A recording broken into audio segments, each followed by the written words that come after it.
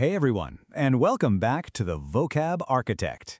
Today, we're diving into 10 words that really get to the heart of what makes people tick.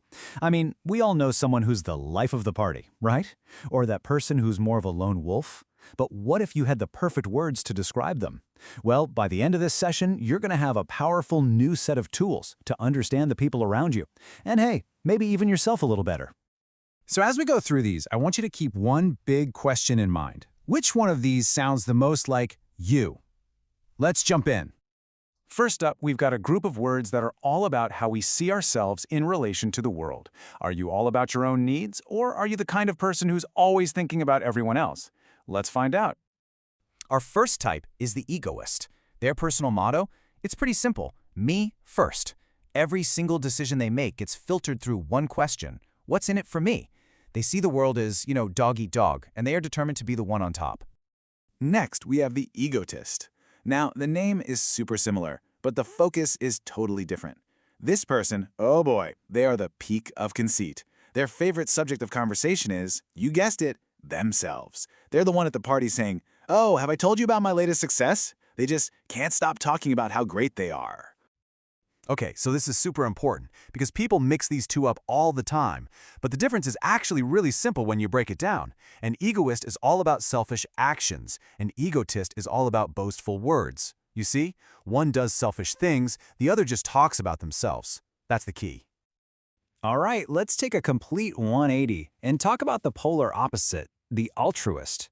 This person's focus is completely turned outward. They've discovered that true happiness for them comes from helping other people. Their guiding question isn't what's in it for me, but rather how can I help?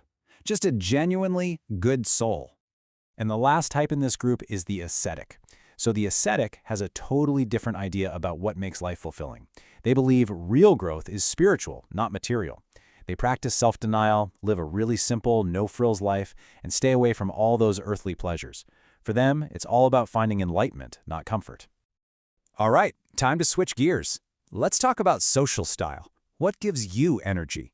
Is it being in a huge, bustling crowd, or is it the quiet company of your own thoughts? First up, the introvert.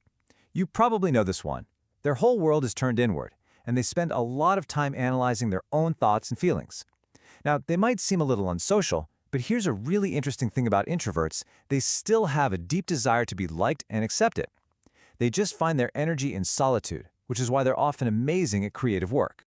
And then you've got the total opposite end of the spectrum, the extrovert. This is your classic life of the party. All their energy is pointed outward. They are genuinely interested in other people, they're always in high spirits, and they absolutely love being around people. For them, the more the merrier. That's where they truly come alive.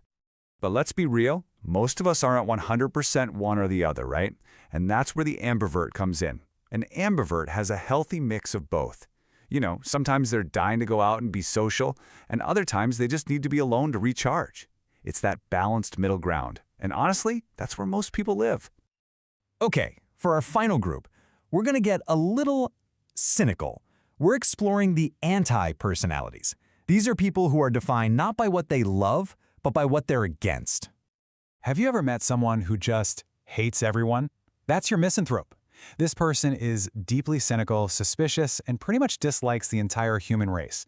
They're convinced that people are fundamentally foolish and corrupt, and they will happily tell you about it.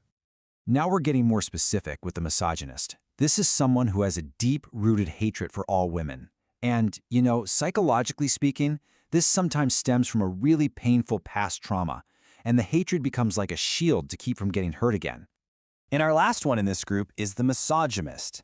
This person despises the very idea of marriage. They might be cool with having a partner or a roommate, whatever, but that final legal commitment? No way. They're the ones who'll tell you marriage is an institution, and who wants to live in an institution? All right, you've just soaked up 10 brand new, powerful words. Now it's time to put that new knowledge to the test. Think you got them down? Let's find out. Okay, question 1. A person who hates humanity is it A, misogynist, B, misanthrope, or C, misogamist?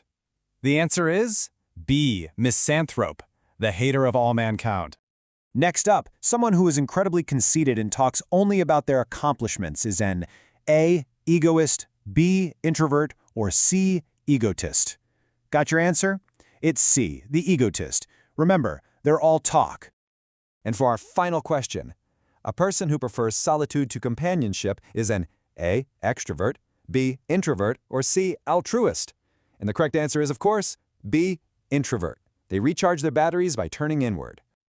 Awesome job on the quiz. You've just added 10 fantastic new words to your vocabulary. Just think about it. You can now describe the people you meet with so much more precision. Hey, if you got something out of this, do me a favor and hit that like button. It really does help the channel out. And make sure you subscribe to the Vocab Architect so you don't miss our next session. We're building a real community here, and I'd love for you to be part of it.